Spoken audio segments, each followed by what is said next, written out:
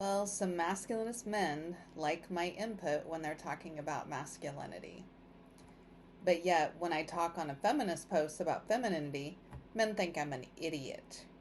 So it got me to thinking, what even is femininity? A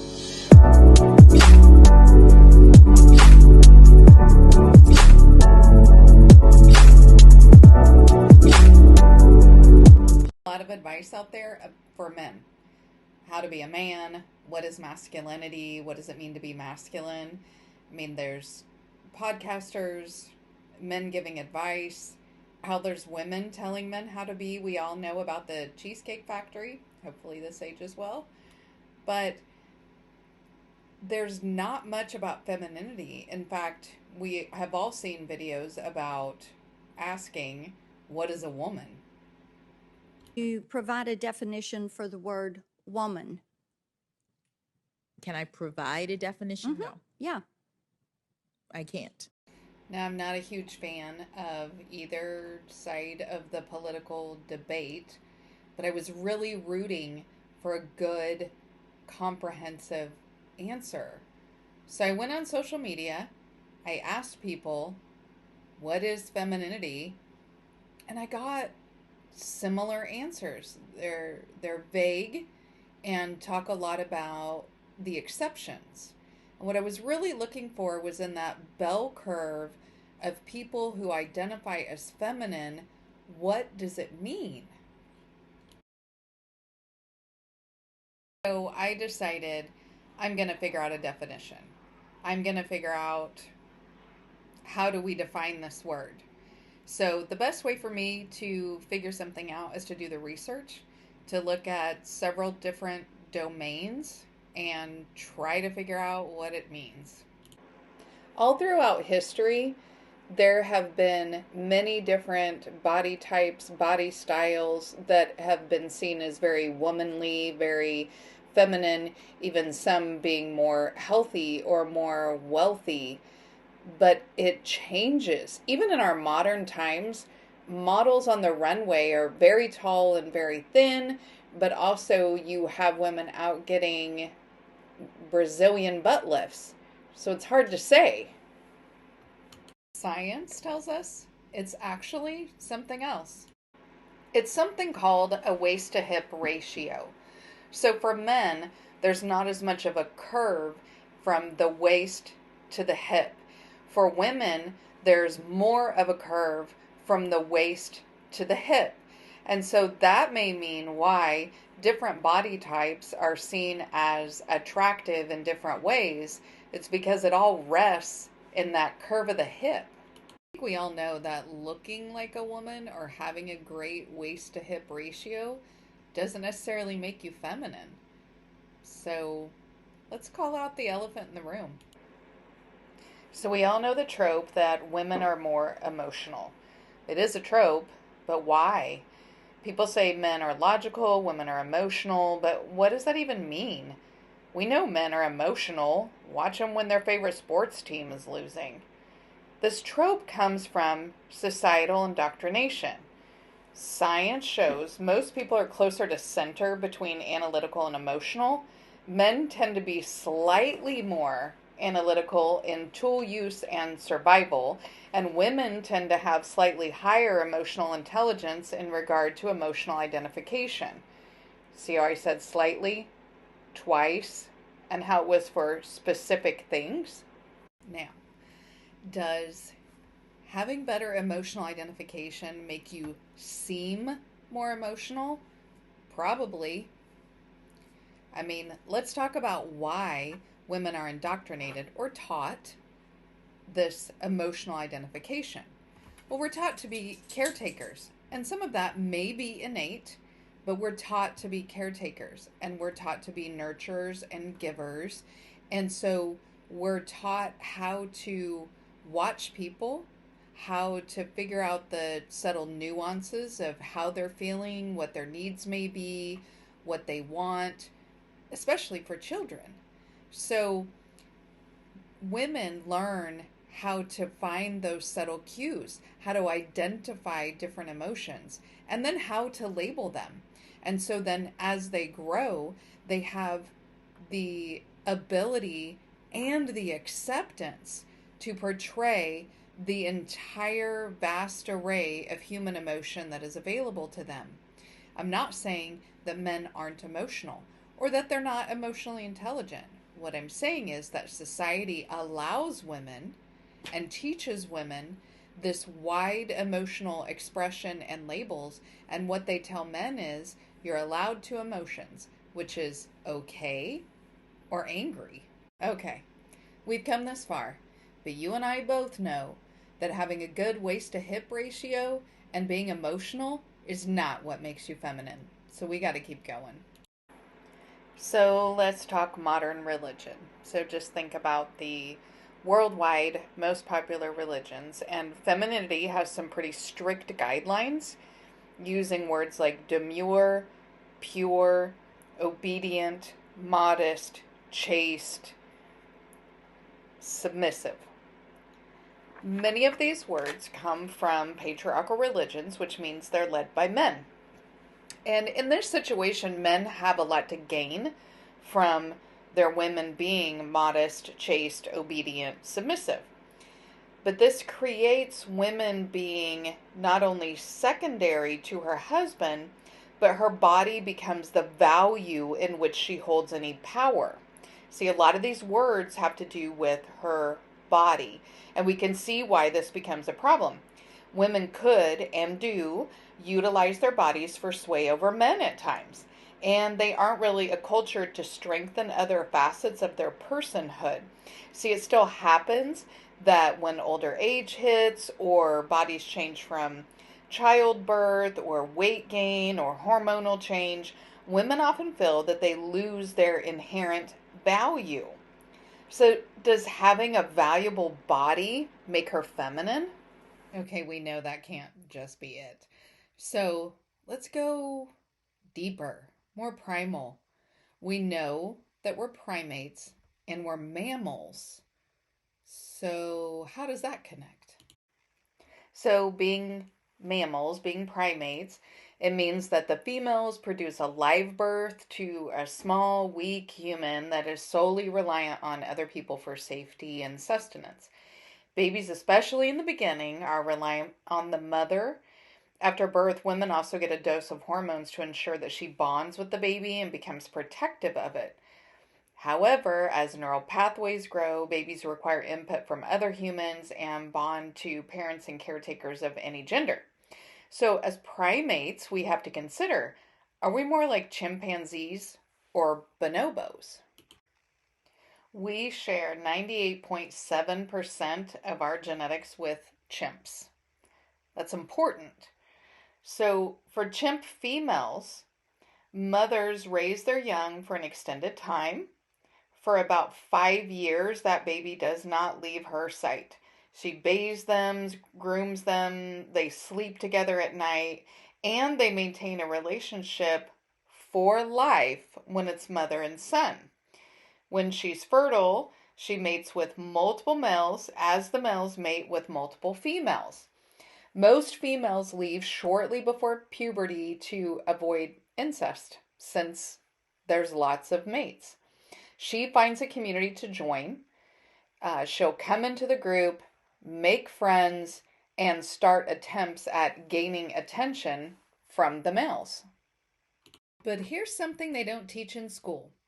We also share 98.7% of our genetic material with the bonobos. The bonobos and the chimps are more closely related to humans than they are to each other. So the bonobo females band together and they work in concert, directed by a senior female. There is an alpha male, but the senior female and group of other female bonobos work together as protection from male aggression, primarily non-consensual mating. Bonobo females also leave prior to puberty, but when they join a new group, they immediately join the female group in the new community. Bonobos are female-led, whereas chimps are male-dominated.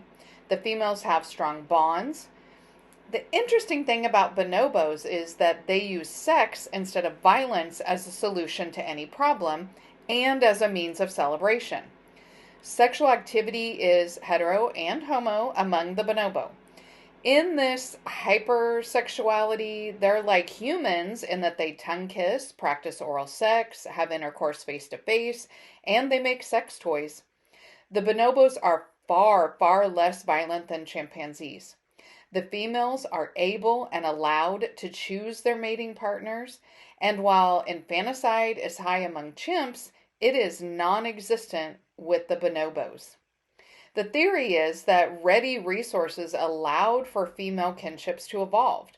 The bonobos are described as altruistic, compassionate, empathetic, kind, patient, and sensitive. Is that what makes somebody feminine? And would it require a gynocracy?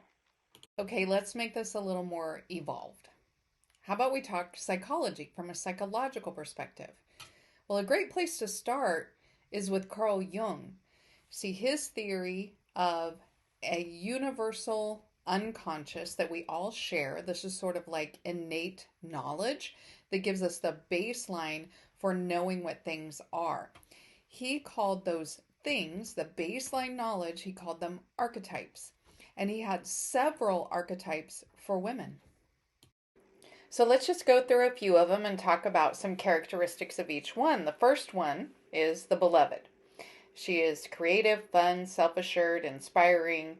She has a strong connection to sensuality and feeling. She wants to connect in a profound way. She has a sense of purpose. She's captivating. Her love is restorative, and she's able to reach her goals. At times, she can be controlling, attracting drama, and can use sexuality to manipulate people. The next one is the sage. She has stores of wisdom and information. She exudes serenity and sincerity. She's self-aware and intuitive. She's a teacher and a truth teller. At times, she can be introverted or get lonely or have a sense of not belonging. Next, we have the explorer. She is a free spirit, has courage, she's competitive, she is self-assured, self-sufficient. She's a born activist and a defender of others. At times, she can push people away, she can resent other women, and she's very avoidant of vulnerability. Next is the ruler. She is confident, a natural leader. She recognizes her personal value. She doesn't tolerate negative attitude. She's devoted, protective, and responsible. She makes sound decisions. She is always progressing and growing. At times, she can be shallow, judgmental, image conscious, easily threatened, and spiteful. Next is the innocent. It's pretty self-explanatory. She's young, ecstatic, enthusiastic, innocent. But she's also naive, too obedient, easily attached, and is a people pleaser. And then we have the mother. She is caring, bountiful, generous, sympathetic, loving, capable of looking after others. She's driven by a desire to provide for her family, for creating something from nothing and seeing it through to completion, enabling it to flourish. Not just people, but any type of proxy that she can put in there. She has a strong connection to nature and in natural cycles. At times, she's overly giving, codependent, controlling, and has a tendency to lose her sense of self. And last, we have the outlaw. She is an awakened soul, untamed, fiercely determined to upset the status quo. This wild woman has a strong connection to her intuition. She's confident in her own abilities. She's self-assured, resourceful, and devotes her time and effort to personal satisfaction. However, she can get chaotic, unpredictable, destructive, and powerful. So how does psychology actually define a woman? Well, a woman is somebody who psychologically defines themselves as a woman. That's the definition. There's still a lot of research happening. And of course, there's feminist and feminism psychology, because there's a lot of studies that go on and obviously not quick answers. But talking about these archetypes has given us a lot of descriptors. So let's look at some more iconic women across all of history to see if we can get some good descriptors to define what is femininity. Let's talk Persephone. She is the goddess of spring. She's naive, pure, has a real need to satisfy and a desire to please. And Demeter, she is just the mother, earthiness, motherliness, and nature. Then Kali, she's just the female force. She is all power and warrior. Or Aphrodite, who's just all about love and beauty. Then there's Ma'at, who is all about truth, justice, harmony, and balance. Or Asherah, the wife of El, the mother of gods, and the tree of life. Or Inanna, who is all woman. She is beauty, she is sexuality, she is divine law, and she is political power. Okay, I think we have enough descriptors, honestly. But let's use convergence to figure out if we have enough for a definition. We've looked at things biologically, historically, through religion, through psychology, through iconography. Do we have enough to make a decision? See, in convergence, you take information from a bunch of different sources and you see where they converge to holistically understand something to then make a change in the ecosystem. Today, we're just going to focus on the understanding piece. Okay, so we've gotten a lot of descriptors. And so using convergence, I've taken those and put those into lists that seem to fall under similar headings. So I'm going to read those to you, see if you come to the same conclusion that I do. So the first one that's outside of, I think, femininity is the fit, narrow waist, round hips. We also know reduced muscle mass, breasts, and beautiful.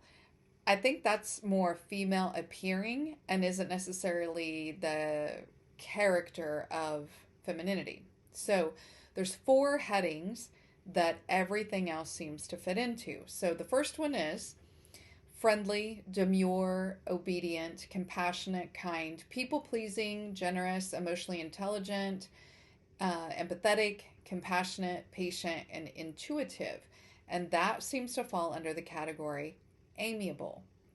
The next one is pregnancy, motherhood, caretaking, bonding, connecting, and devoted. And that seems to fall under nurturing. The next one is confident, resourceful, sincere, courageous, self-sufficient, pure, modest, chaste, but also sexual. And that seems to fall under authentic. And the last one is teacher, wise, defender, protective, harmony, balance, divine law, altruism, and activism. And that seems to fall under influential. What do we think, guys? Is this a good definition? That femininity is being amiable, nurturing, authentic, and influential. Now, of course, everybody has masculine and feminine traits. I don't get into the bipolar kind of topics that if I say something applies to one thing, people assume it doesn't apply to anything else. Let's just talk about the possibilities of, if this is the definition of femininity, what does that make the definition of masculinity? Let me know in the comments. Thanks for watching. Be sure to hit the subscribe button, like, and share.